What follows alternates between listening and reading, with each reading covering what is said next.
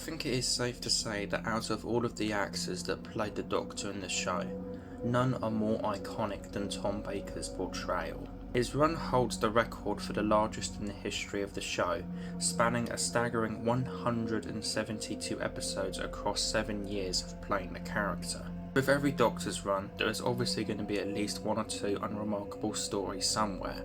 However, with Tom Baker's, I think there is an obviously larger margin for this considering how much there is. Going by the general consensus and what I have seen of his era, I think it's seasons 12, 13 and 14 that are generally regarded to be his golden era of the show. It's slowly starting to fall apart in 15.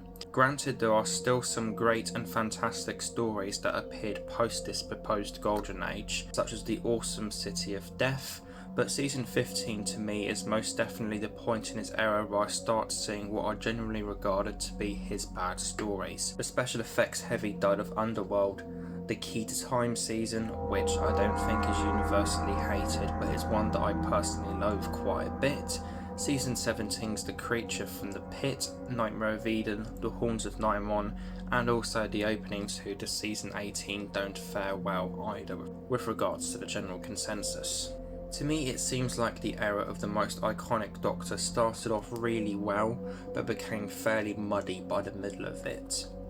Back in around 2016 and 2017, I would have said that the fourth Doctor most definitely sprang back in the end.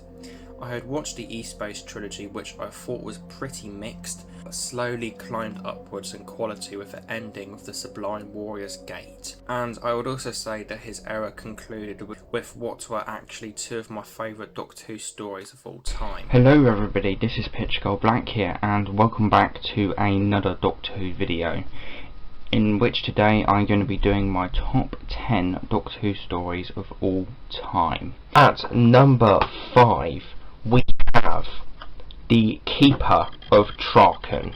At number 3, we have Logopolis. It had actually been quite a while since I had seen both of these stories, so with the new season 18 box set being released, I thought it was a good time to come back and watch these two stories that I had held high for quite a while. The Keeper of Traken is one that I've always appreciated, as I felt it was quite unlike any other Doctor Who story I had ever seen, combining elements of fantasy, science fiction and even political corruption in areas. When originally mapping out episodes for Fox reviews back and around during its inception, my original intentions for the first handful of episodes was to start by reviewing some 1960s stories and transitioning into some 4th Doctor and 3rd Doctor stuff with a review on the 5 Doctors. Many titles came into the light when thinking of what I would like to review with regards to the 4th Doctor. At the time I didn't even know if I'd be reviewing Scratchman or not, so it was all TV material when I was looking at it. Along with the likes of Robots of Death and the City of Death popping up, Keeper of Traken and Logopolis were two that pretty much immediately came to mind. Following the rough and now slightly amended path of these reviews, I came upon this duo which I was eagerly looking forward to rewatching. Logopolis I haven't rewatched yet at the time of my scripting of this review, but both it and The Keeper of Traken I could see holding up really well, with this having a good chance at holding up and continuing to be a 10 out of 10 story, with the other currently having no chance that it won't be anything other than a 10. So after quite a while since my last watch, how did this story hold up?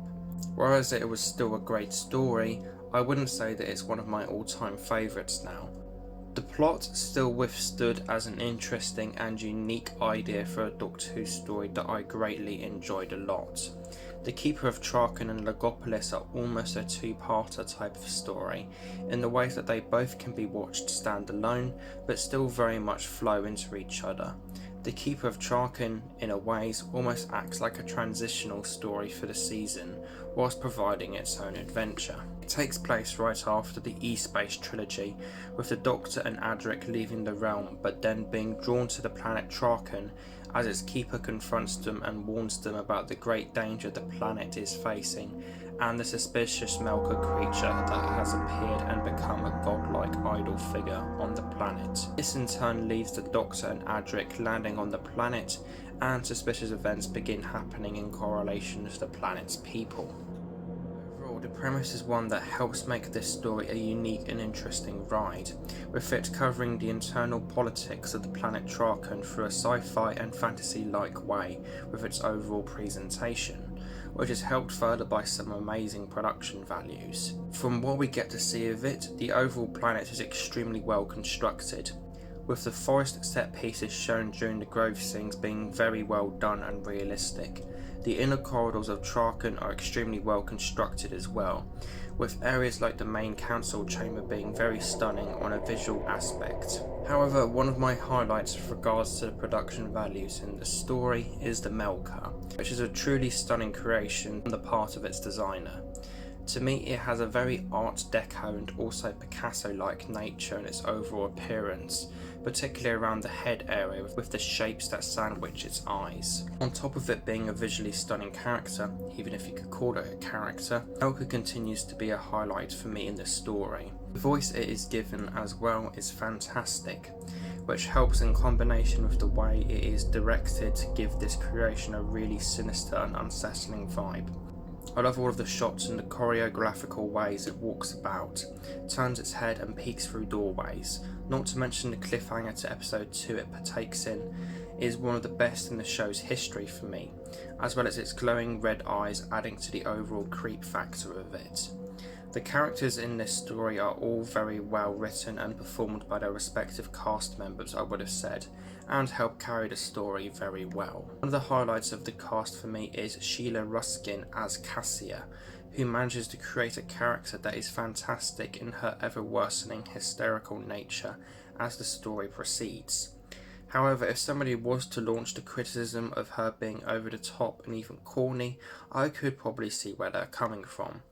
Anthony Ainley, who plays Tremas, delivers a great character here, with his being very much on the side of the Doctor and Adric, eager to find out what's going on and willing to help out with what is going on with the Melka and the ever worsening mentally state of his recent wife Cassia. Not to mention that the main leads, as played by Tom Baker and Matthew Waterhouse, as well as the soon-to-be companion Nyssa, are all very well played. Overall, the Keeper of Traken I think serves as a bit of an old Doctor Who story, one that is very much a transitionary moment in Tom Baker's final season, as it needs some way to go from the E-Space trilogy to the events of Logopolis and Castrovalva, so in that sense I could see this being a filler story, which it essentially is for me, but it's still one that manages to provide a compelling story melding elements of science fiction and fantasy. I'm overall going to rate this story an 8 out of 10. A very strong and unique story all round, and one that sets up incredibly well to the magnificent Logopolis.